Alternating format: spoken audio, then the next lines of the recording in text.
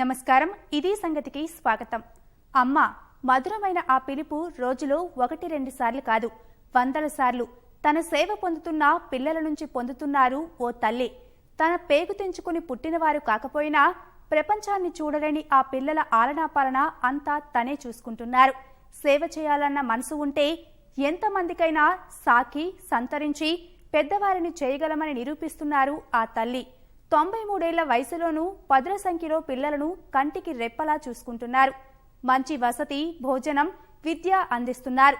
జీవితంలో స్థిరపడి చేతనైన సాయం చేయాలంటూ మంచి మాటలు చెబుతున్నారు. మాతృమూర్తి దినోత్సవం సందర్భంగా అంధులకు అమ్మ రోసమ్మపై ప్రత్యేక కథనం.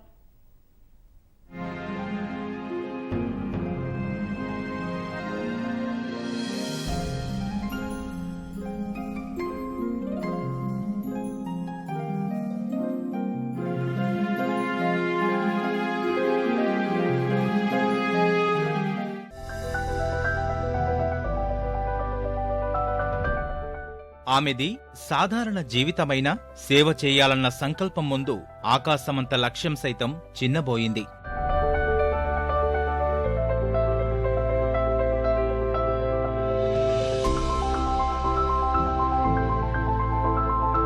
తాను తినడానికి కష్టంగా ఉన్న రోజుల్లోనే ఎంతో మంది అంధ విద్యార్థులను అక్కున చేర్చుకుని ఏ లోటు రాకుండా చూస్తున్నారు. వందల మందిని ఉన్నత ప్రయోజకులుగా తీర్చిదిద్దారు.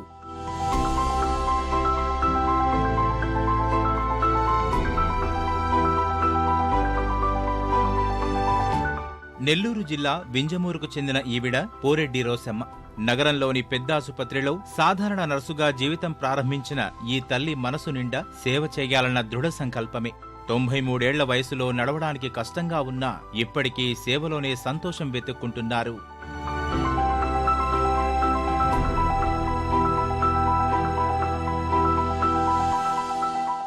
ఆమె సేవా సంకల్పమే సింహపురి నడిబొడ్డున విద్యాధామం ఏర్పాటుకు అడుగులు వేసేలా చేసింది. అందులో భాగంగానే 1974లో విశ్వభారతి పేరుతో పాఠశాలలు నెలకొల్పారు. ఎంతో మంది అంధులకు భరోసాగా ఉంటున్నారు. తల్లిదండ్రుల మాటల్ని స్ఫూర్తిగా తీసుకున్న రోసమ్మ వందలాది మంది పిల్లలను చేరదీసి తన మనవళ్లు మనవరాళ్ల కంటే అపురూపంగా చూసుకుంటున్నారు.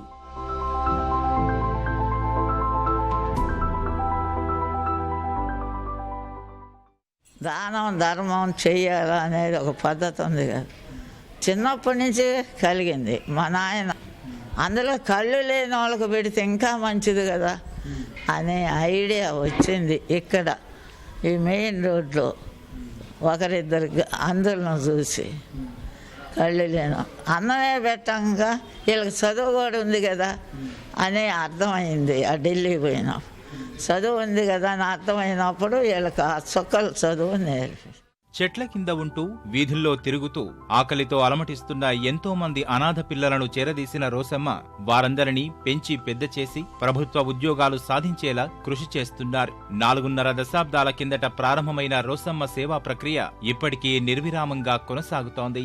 పెద్ద హాస్పిటల్లో పనిచేస్తున్నా.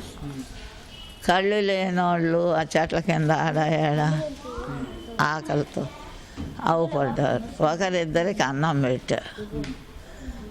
ఆ ఒకరిద్దరు పోయి 10 మంది అయ్యారు.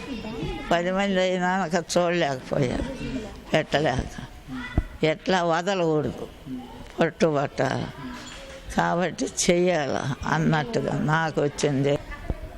అన్నం అడిగేదాన్ని, వాళ్ళకి అన్నం తెచ్చిపెట్టను పెట్టేవాళ్ళు. ఆ తీరీలో నాకు వచ్చిన దాంట్లో అట్ట 50 ఏళ్ళు అవుతుంది దరిదాపుల్లో. సేవా దృక్పథం కొందరిలోనే ఉంటుంది. అందులో అడుగువేసి కష్టాలు ఎదుర్కోలేక వెనకడుగు వేసిన వారు ఎంతో మంది ఉన్నారు. అన్ని అవరోధాలు దాటుకుంటూ ముందుకు దూసుకుపోయేవారు చాలా తక్కువ మంది ఉంటారు. ఆ కోవలోకి వస్తారు పోరెడ్డి రోసమ్మ.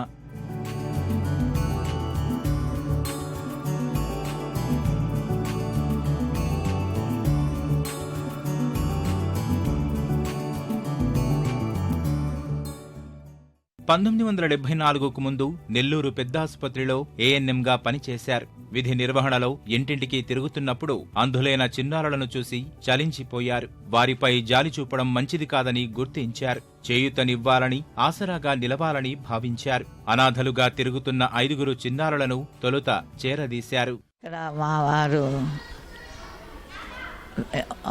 పిల్లకాయలు పుట్టిన చనిపోయారు. అక్కడి నుంచి నమ్మగా హెల్త్ డిపార్ట్మెంట్లో ఉద్యోగంలో సేవ చేయాలి. ఆయనకు చూసేవాళ్ళు టీవీ, అప్పుడు వైద్యాలు తక్కువ, అందుకని హెల్త్లో చేరే. అప్పుడే చిన్నప్పుడే హెల్త్లో చేరి అట్టా ఉండే వరకు ఏడకి వచ్చా. అనాథ పిల్లలు ప్రధానంగా అంధుల ఆకలి తీర్చడం తన ప్రధాన ధ్యేయంగా నిర్ణయించుకున్నారు.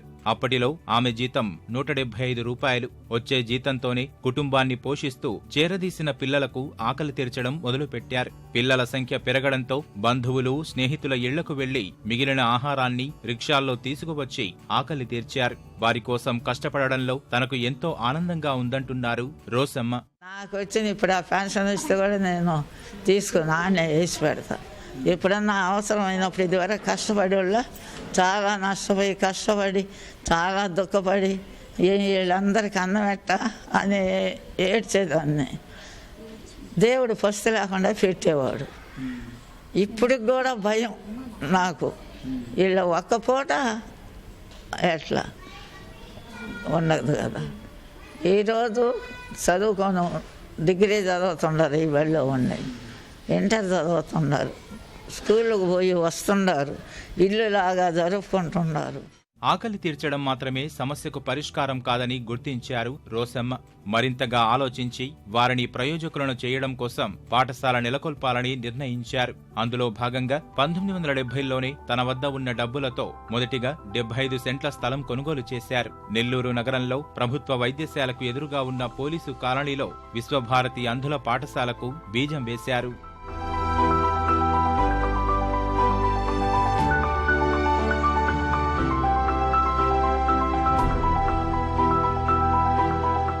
ఓ మహిళ చేస్తున్న కృషి, అందులోనూ చూపులేని వారి కోసం రోసమ్మ పడుతున్న తపన చూసిన కొందరు దాతలు చేయూతనిచ్చేందుకు ముందుకు వచ్చారు. తాను చేస్తున్న కష్టానికి ఫలితం దక్కుతుందని ఆమె గుర్తించారు. ఉపాధ్యాయులను ఏర్పాటు చేసి అక్షరాలు నేర్పించడం ప్రారంభించారు. 1986లో మాగుంట సుబ్బిరామిరెడ్డి పక్కా భవనాలకు నిధులు అందించారు. అప్పటి వరకు పక్కా భవనాల్లో 1 నుంచి 5వ తరగతి వరకు బ్రెయిలీ లిపిలో తరగతులు బోధించేలా ఉపాధ్యాయులను నియమించారు. విశ్వభారతిని ఎయిడెడ్ పాఠశాలగా మార్చేందుకు కృషి చేశారు. ప్రభుత్వం 5 ఉపాధ్యాయులను నియమించింది. 120 మందికి పైగా విద్యార్థులు ఇప్పుడు విశ్వభారతిలో ఉంటున్నారు. 6 నుంచి 10వ తరగతి, ఇంటర్ విద్య బయట చదువుతున్న విద్యార్థులకు వసతి, భోజన సౌకర్యం కల్పిస్తున్నారు. ఆమెకి ఏమీ లేని పేదరికంలో ఉన్న సమయంలో, నా తండ్రి లేకపోయిన సమయంలో ఆమె జీతంతో మమ్మల్ని చదివించింది, మాకు ఉద్యోగాలు ఇప్పించింది. ఈ యొక్క సంస్థని ఒక 5 మంది పిల్లలు అంధ బాలబాలికలను ఆమె చూసి, ఆమె చెలించి, వారికి విద్య ఉందని గ్రహించి ఆ విద్యను ఆ బిడ్డలకు అందివ్వాలన్న సంకల్ప సిద్ధితో మీకు చేయాల్సిన కార్యక్రమాలన్నీ చేశాను, మీ బ్రతుకులు మీరు బ్రతకండి అని మమ్మల్ని హెచ్చరించి ఆమె ఈ సంస్థని ఆమెకు వచ్చే జీతంతో ఇది నడపటం జరిగింది. 1984లో అల్లుడు కుమార్తెను చూడడానికి ఢిల్లీ వెళ్లిన రోసమ్మ అక్కడ కొన్ని విషయాలు చూశారు. కర్రల సహాయంతో రోడ్డు దాటుతున్న అంధులను పరిశీలించారు. వారి వద్దకు వెళ్లి అన్ని విషయాలు తెలుసుకున్నారు. వెంటనే నెల్లూరు వచ్చిన రోసమ్మ మొదటిసారిగా బ్రెయిలీ లిపిలో అంధులకు విద్యాబోధన చేయడం ప్రారంభించారు. ఖర్చుతో కూడుకున్నా సరే తన పాఠశాల పిల్లల కోసం కర్రలు కొనుగోలు చేశారు. ఇలా ఎక్కడ ఏది చూసినా పిల్లలకు ఉపయోగపడుతుంది అనుకుంటే తీసుకువచ్చేస్తారు. ఢిల్లీ చూడడానికి తీసుకుపోతే అవన్నీ దాటేసి ఏంది వీళ్ళు కట్టిపట్టుకొని పొడుచుకుంటూ పోతుంటారు. వాళ్ళు అందులు, వాళ్ళ చదువు ఉంది, ఇట్లా వాళ్ళు నేర్పిస్తారు. ఆ కట్టి పోటేసుకొని పోతే ఆ దాడ పట్టుకొని పోతారు వాళ్ళు, తెలుగు వాళ్ళని మా అల్లుడు గారు చెప్పారు. అవునా అని దాన్ని ట్రై చేసి ఆ మాట వెనకాలబడి పట్టుబట్టి ఆ ట్రైనింగ్ ఇక్కడ మా పిల్లకాయలకు చెప్పించి వాళ్ళని కంటిన్యూ చేసి ఆ ట్రైనింగ్తో రిజిస్ట్రేషన్లు, గవర్నమెంటు ఉద్యోగాలు. రోసమ్మ కృషితో ఉన్నత విద్య అభ్యసించిన దాదాపు 200 మంది ప్రభుత్వ ఉద్యోగాలు సాధించారు. బ్యాంకుల్లో క్లర్కులుగా, ప్రభుత్వ ఉపాధ్యాయులుగా, రెవెన్యూ ఉద్యోగులుగా స్థిరపడ్డారు. వారి నుంచి ఎలాంటి సహాయం ఆశించని రోసమ్మ అంధ విద్యార్థులకు ప్రభుత్వం ఇస్తున్న పింఛను డబ్బులను తల్లిదండ్రులు ఉన్నవారికి పంపిస్తున్నారు. ఆమెకు వచ్చే పింఛను పూర్తిగా పాఠశాల నిర్వహణకు ఖర్చు చేస్తున్నారు. పదవీ విరమణ చేసిన రోసమ్మ కుమారుడు పాఠశాల నిర్వహణలో తల్లికి సహాయం చేస్తున్నారు. తన తల్లి స్థాపించిన పాఠశాలకు నేను కాపలాదారుడిని అని అంటున్నారు. 6వ తరగతి నుండి మళ్ళా 10th వరకు హై స్కూల్కి, గవర్నమెంట్ హై స్కూల్కి పంపించి మళ్ళీ ఆటోలు పెట్టున్నాము. ఆ ఆటోలో వాళ్ళు వెళ్ళి చదువుకొని మళ్ళీ తిరిగి ఇక్కడికి వస్తారు. ఆ భేద పరిస్థితిని వాళ్ళు ఎదుర్కొనేదానికి ఈ వీళ్ళకి వచ్చే పెన్షన్ని ఆ తల్లిదండ్రులు తీసుకొని వాళ్ళ జీవనానికి ఉపయోగపడుతూ ఉంది, వాళ్ళ పేదరికానికి ఉపయోగపడుతుంది. అన్ని ప్రభుత్వ కార్యాలయాల్లో కూడా మా పిల్లలు పనిచేస్తూ ఉన్నందుకు నాకు చాలా గర్వంగా ఉంది. మా పిల్లలు ఉద్యోగాలను సంపాదించుకోవడంలో, అదేవిధంగా బ్యాంకుల్లో కూడా, మన నెల్లూరు బ్యాంకుల్లో కూడా ఈ మధ్య కూడా కెనరా బ్యాంకులో ఒక అబ్బాయికి క్లర్క్ పోస్ట్ వచ్చింది. అదేవిధంగా స్టేట్ బ్యాంకులో 2 పిల్లలు ఉద్యోగాలు చేస్తూ ఉన్నారు. ఈనాడు దాదాపుగా 200 మంది ఉద్యోగస్తులు ఈ పాఠశాలకు సంబంధించిన వాళ్ళు వివిధ జిల్లాలలో ఉద్యోగాలు చేసుకుంటూ ఉన్నారు. విశ్వభారతి అంధుల పాఠశాలలో పెరిగి పెద్దై చదువులు సాగించి ఉద్యోగాలు పొందిన వారు అక్కడికి తరచూ వస్తున్నారు. అక్కడ ఉండే పిల్లలకు ఉచితంగా విద్య బోధిస్తున్నారు. తమను పెంచి పెద్ద చేసిన ఈ పాఠశాలకు జీవితాంతం రుణపడి ఉంటామంటున్నారు. 2007లో ఈ స్కూల్లో జాయిన్ అయ్యాను. అయితే అప్పటి నుంచి 10th వరకు ఇక్కడ చదువుకున్నాను. 10th తర్వాత NBKR science and arts college Kota దగ్గర చదువుకున్నాను అనమాట. ఆ తర్వాత చెన్నైలో డిప్లొమా ఇన్ స్పెషల్ ఎడ్యుకేషన్ చేశాను, టీచర్ ట్రైనింగ్. నేను ఖాళీగా ఉన్న సమయాల్లో కూడా ఈ పిల్లలకి ఏదైనా చెప్పడం ఇలాంటివి చేస్తుంటాను. రోసమ్మ గారు అంటే ఆమె మాకు తల్లి లాంటిది. సో మేము ఇంటి దగ్గర నుంచి ఇక్కడికి వచ్చిన తర్వాత మాకు తల్లి రోసమ్మ గారే. సో ఏంటంటే నాకు చిన్న వయసులో ఆమె దగ్గరుండి, నాకు ఆరోగ్యం బాగలేనప్పుడు కూడా తనే దగ్గర తీసుకొని తినిపించి ఇట్లా ఎన్నో చేశారు. సో ఆమె సేవలను మేము మర్చిపోలేం. నేను నేర్చుకున్నటువంటి లిపి 5వ తరగతి విద్యార్థులకి, బ్లైండ్ విద్యార్థులకు నేర్పిస్తూ ఉన్నాను. నేను చదువుకున్నప్పటి నుంచి కూడా ఇప్పటి వరకు కూడా ఈ స్కూల్లో ఎటువంటి ఇబ్బందులు అయితే మాకు కలగలేదు. ఎందుకంటే మా బామ్మగారు అన్ని విషయాలలో గమనించి బాగానే చూసుకుంటున్నారు. రోసమ్మ బామ్మ ఎంతో ప్రేమగా చూసుకుంటారని ఆసరా పొందుతున్న విద్యార్థులు చెబుతున్నారు. పాఠశాలలో మంచి భోజనం, వసతితో పాటు చదువులు చక్కగా చెబుతున్నారని అంటున్నారు. మా స్కూల్లో ఫెసిలిటీస్ అన్నీ చాలా బాగుంటాయి. మా స్కూల్లో మా ఉపాధ్యాయులందరూ చాలా ప్రేమగా, చాలా ఆప్యాయంగా విద్యను చాలా బోధిస్తారు సార్. బామ్మగారు గారు మమ్మల్ని చాలా చాలా హ్యాపీగా, చాలా ప్రేమగా, చాలా బాగా చూస్తున్నారు సార్. బామ్మగారు కూడా మేమందరం ఎప్పుడు కలిసిమెలిసే ఉంటాం సార్. మా ఫ్రెండ్స్ కానీ మేమందరం చదువుకునేటప్పుడు అందరూ గ్రూప్ డిస్కషన్ చేసుకుంటాము. అందరం కలిసిమెలిసి చాలా హ్యాపీగా చదువుకుంటాం సార్. అంధుల పాఠశాల చిన్నారులను కలుసుకునేందుకు, వారితో ముచ్చటించేందుకు నగర ప్రజలు అనేక మంది విశ్వభారతికి వస్తుంటారు. కొందరైతే పాఠశాల ఆవరణలోనే పుట్టినరోజు వంటి శుభకార్యాలు చేసుకుని విద్యార్థులతో సరదాగా గడుపుతుంటారు. ఈ అవకాశాలు చాలా ఉన్నాయి సేవ చేయడం అనేది. కానీ అప్పట్లోనే సేవ చేయడం అనేది మేడం గారికి వచ్చిందంటే చాలా హ్యాట్స్ ఆఫ్ మేడంకి చెప్పాలి. ఎందుకంటే ఇప్పుడైతే 100 రూపాయలు 1000 రూపాయలు కూడా లెక్క చేయట్లేదు. అప్పుడు 1 రూపాయి కూడా చాలా సమానం అన్నమాట. ఆ రూపాయిని సంపాదించడం కూడా చాలా కష్టంగా ఉండేది. ఆ రూపాయలనే ఇట్లాంటి పిల్లలకు సహాయం చేయడం అనే ఆ ఆలోచన రావడమే చాలా గొప్ప విషయం. దాన్ని ఇన్ని సంవత్సరాలు కొనసాగిస్తూ ఉన్నందుకు ముందు మేడం గారికి థ్యాంక్ యూ చెప్పాలి.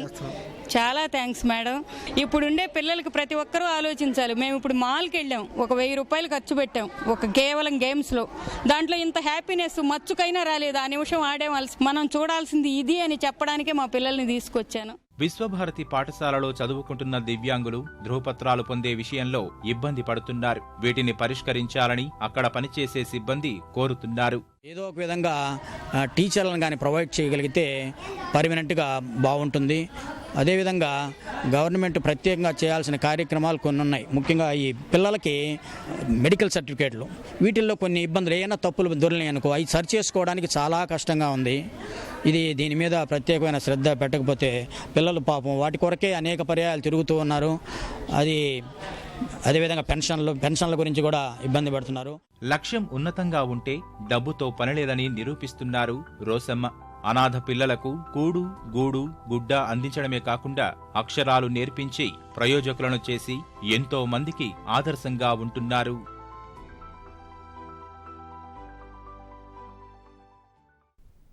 ఎండ ప్రచండమై ప్రాణం తీస్తోంది. వడగాలి ఊపిరి సలపనివ్వడం లేదు. ఉక్కపోత ఉక్కిరి బిక్కిరి చేస్తోంది. భానుడి బగబగలకు వాతావరణం నిప్పుల కుంపటిని తలపిస్తోంది. నడినెత్తున సుర్రుమంటున్న సూర్యుడితో ఉదయం సాయంత్రం వేళ కూడా బయటకు రాలేని పరిస్థితి నెలకొంది. వాతావరణంలో చోటు చేసుకుంటున్న అనూహ్య మార్పులతో ఏ ఒక్క కాలం సాధారణంగా ఉండడం లేదు. మొత్తంగా 10 ఏళ్ల నుంచి చూసుకుంటే వాతావరణంలో ఊహించని రీతిలో మార్పులు కనిపిస్తున్నాయి. వాతావరణంలో అనూహ్య మార్పులు, 4 నుంచి 5 డిగ్రీల వరకు అధికంగా ఉష్ణోగ్రతలు, గత 10 ఏళ్లలో 4 ఏళ్లే సాధారణ వర్షాలు, సముద్ర ఉష్ణోగ్రతల మార్పులతో తీవ్ర తుఫాన్లు. ఇవేమెండలు ఇదివరకెప్పుడూ చూడలేదు. ఇది మామూలు వేడి కాదు బాబోయ్ అనుకోవటం సాధారణమైపోయింది. వర్షాల విషయంలోనూ ఇలాగే అనుకుంటున్నారు. ఉదయం నుంచే భానుడు నిప్పులు కక్కుతున్నాడు. ఇది జనజీవనంపై తీవ్ర ప్రభావం చూపిస్తోంది. భానుడు సుర్రుమనిపిస్తుండటంతో చిన్న పెద్ద బెంబేలెత్తుతున్నారు. సాధారణంగా ఏప్రిల్లో ఓ వారం, మే నెలంతా రికార్డు స్థాయిలో ఉష్ణోగ్రతలు నమోదవుతాయి. అయితే ఈ ఏడాది మార్చి నుంచే భానుడు బెంబేలెత్తించడం మొదలుపెట్టాడు. ఆ నెలలోనే కొన్ని రోజులు 40 డిగ్రీల ఉష్ణోగ్రతలు నమోదయ్యాయి. ఇక ఏప్రిల్ ఆరంభం నుంచే 40 డిగ్రీలు మించి ఉష్ణోగ్రత నమోదవుతోంది. సూర్యుడి ప్రతాపానికి ప్రజలు అల్లాడిపోతున్నారు.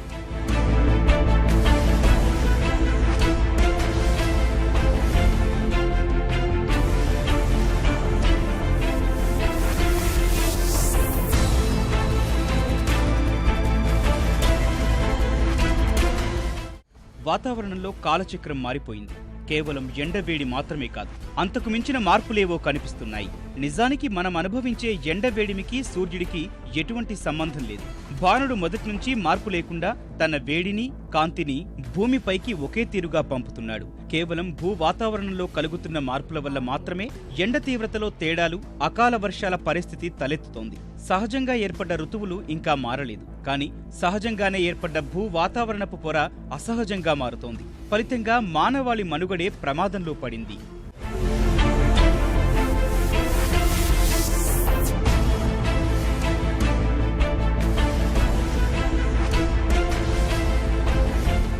భూ వాతావరణం చాలా వేగంగా వేడెక్కుతుండటం వల్ల మంచు కొండలు వేగంగా కరుగుతున్నాయి. సముద్ర మట్టాలు పెరుగుతున్నాయి. కొన్ని చోట్ల మాత్రం మామూలు కంటే చల్లబడుతోంది. తరచూ తీవ్ర తుపానులు, చలి, వర్షాకాలంలోనూ విపరీత ఎండలు చూస్తున్నాం. ఎండాకాలం బయట అడుగు పెడితే చర్మం కాలిపోయేంత వేడి. ఇందుకు కారణం భూ వాతావరణంలో ఉష్ణోగ్రతలు పెరగడమే. సూర్యుని నుండి వచ్చే వేడి తీవ్రత ఎప్పటి స్థాయిలోనే ఉన్నా మనం ఎక్కువ వేడిని అనుభవించడానికి గల కారణం గతం కంటే భూమి చుట్టూ ఉన్న వాతావరణంలో కర్బన ఉద్గారాల స్థాయి పెరగడమే. ఈ వాయువులు వాతావరణంలో ఎంత పెరిగితే భూమి అంత వేడెక్కుతుంది. ఈ వాయువులు పెరగటానికి కారణం పర్యావరణంలో పెరిగే కాలుష్యమే. ఇది పెరగటానికి కారణం మనకు కొంత తెలుసు. వాటి పర్యవసనాలు కొన్ని మన అనుభవంలోకి వచ్చేశాయి కూడా. కొన్నేళ్ల నుంచి వడగాలులు ప్రజలను భయపెడుతున్నాయి. అసాధారణ స్థాయిలో పెరుగుతున్న ఉష్ణోగ్రతలు, అకాల వర్షాలు, తుపాన్లు, కరవు సర్వసాధారణంగా మారాయి. వానాకాలంలో సాధారణ వర్షాలు కురిసే పరిస్థితులు, ఎండాకాలంలో సాధారణ ఉష్ణోగ్రతలు నమోదయ్యే అవకాశాలే ఉండటం లేదు. ఈ పరిస్థితుల్లో వచ్చే నెల నుంచి ప్రారంభం కానున్న కొత్త వానాకాలంలోనూ మంచి వర్షాలు కురుస్తాయనే భరోసాను వాతావరణ శాఖ ఇవ్వలేకపోతుంది. వాతావరణంలో వస్తున్న మార్పుల కారణంగానే ఉష్ణోగ్రతలు అసాధారణంగా పెరిగి వర్షాలు తగ్గుతున్నాయని వాతావరణ, వ్యవసాయ శాస్త్రవేత్తలు హెచ్చరిస్తున్నారు.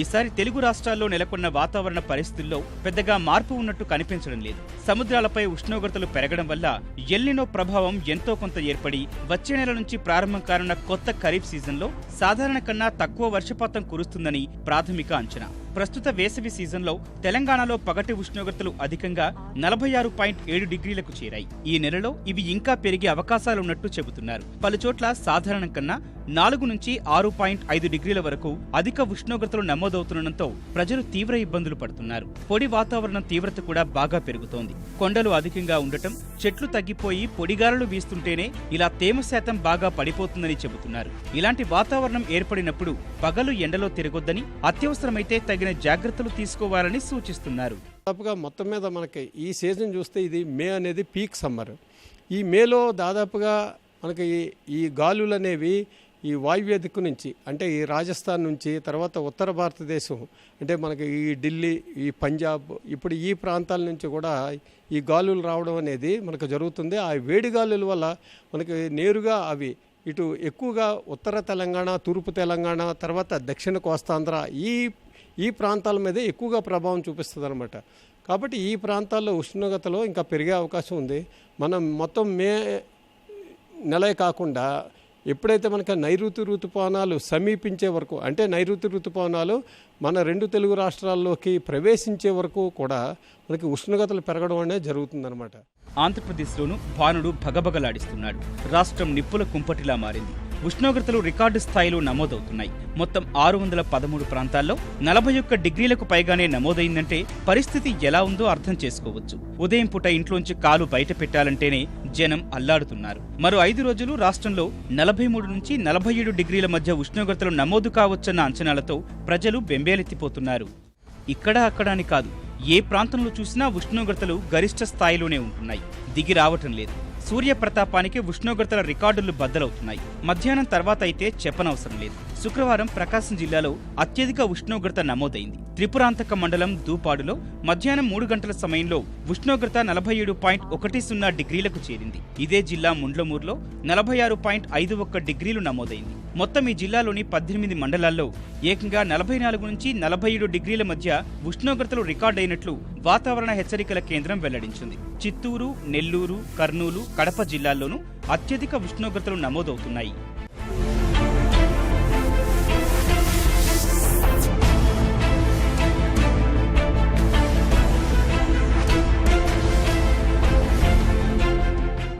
రాబోయే 4-5 రోజులు ఎండల తీవ్రత దృష్ట్యా అప్రమత్తంగా ఉండాలని రాష్ట్ర విపత్తు నిర్వహణ శాఖ విజ్ఞప్తి చేస్తోంది. కోస్తాంధ్ర, రాయలసీమలోని చాలా ప్రాంతాల్లో శుక్రవారం విపరీతమైన వడగాలులు వీచాయి. ఈ నెల 12 నుంచి 15 వరకు రాష్ట్రంలోని వివిధ జిల్లాల్లో ఏ స్థాయిలో ఉష్ణోగ్రతలు ఉండవచ్చన్న విషయంపై విపత్తు నిర్వహణ శాఖ అంచనా వేసింది. ఆ ప్రకారం జిల్లాల వారీగా వివిధ ప్రాంతాల్లో నమోదయ్యే ఉష్ణోగ్రతల వివరాలు ఇలా ఉండే అవకాశం ఉంది. మే 12న నెల్లూరు, చిత్తూరు జిల్లాలో 42 నుంచి 44 డిగ్రీల మధ్య ఉష్ణోగ్రతలు ఉండవచ్చని అంచనా వేస్తున్నారు. అలాగే మిగిలిన జిల్లాల్లో 39 నుంచి 41 డిగ్రీల వరకు ఉండొచ్చని వాతావరణ శాఖ అంచనా వేస్తోంది. మే 13, 14, 15 తేదీల్లో దాదాపుగా ఇవే ఉష్ణోగ్రతలు కొనసాగే అవకాశం ఉంది. మిగిలిన జిల్లాలతో పోలిస్తే నెల్లూరు, ప్రకాశం, ఉభయ గోదావరి, కృష్ణా జిల్లాలో అత్యధికంగా ఉష్ణోగ్రతలు నమోదయ్యే అవకాశాలు కనిపిస్తున్నాయి.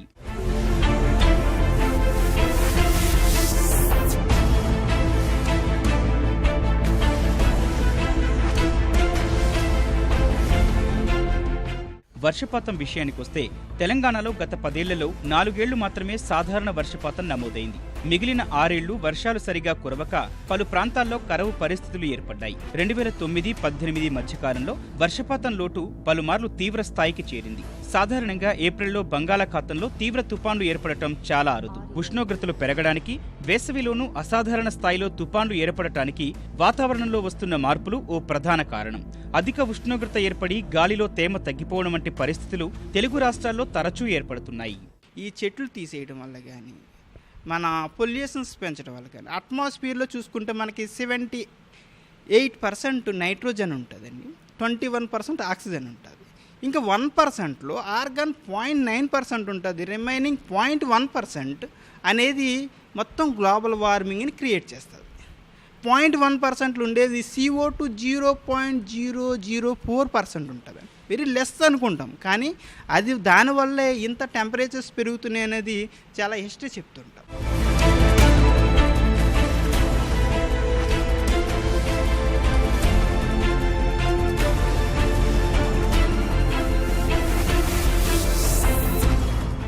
గత గత వానాకాలంలో వచ్చిన కేరళ వరదలు, ఇటీవల ఫోని తుపాను వాతావరణంలో అనూహ్య మార్పులకు ప్రత్యక్ష ఉదాహరణలు.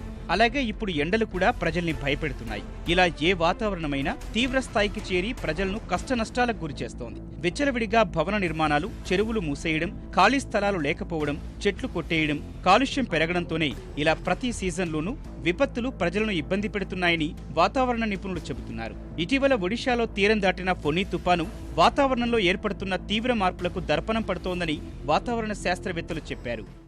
118 ఏళ్ల వాతావరణ రికార్డులను పరిశీలిస్తే ఏప్రిల్లో బంగాళాఖాతంలో 14 తీవ్ర తుపాన్లు మాత్రమే ఏర్పడినట్లు తేలింది. పైగా వాటిలో భారత భూభాగానికి వచ్చిన రెండో తుపాను ఫోని.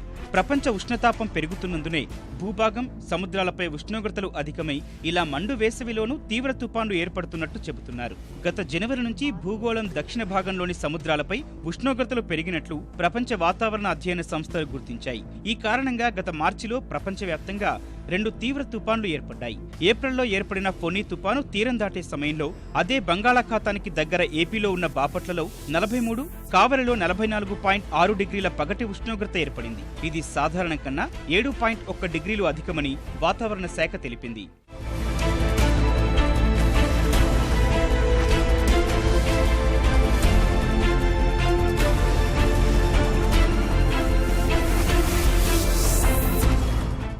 బంగాళాఖాతం తీరానికి ఆనుకుని ఉన్న ప్రాంతాల్లో అటు తీవ్ర తుపాను, ఇటు తీవ్రస్థాయి ఉష్ణోగ్రతలు ఏర్పడటం వాతావరణంలో వస్తున్న భారీ మార్పుల్ని సూచిస్తున్నాయని చెబుతున్నారు. ఇప్పటికైనా అందరూ అప్రమత్తమై పర్యావరణం కాపాడుకోకుంటే మున్ముందు ఇలాంటివి మరింత పెరుగుతాయని వాతావరణ శాఖ నిపుణులు హెచ్చరిస్తున్నారు. వాతావరణంలో వస్తున్న మార్పులపై ప్రపంచవ్యాప్తంగా ఎన్నో పరిశోధనలు, అధ్యయనాలు జరుగుతున్నాయి.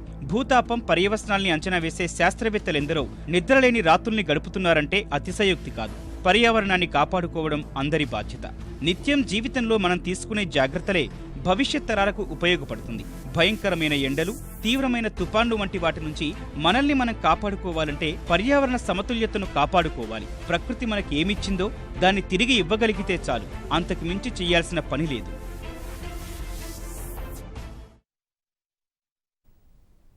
మరిన్ని విభిన్న అంశాలతో మరో ఇది సంగతిలో కలుసుకుందాం. నమస్కారం.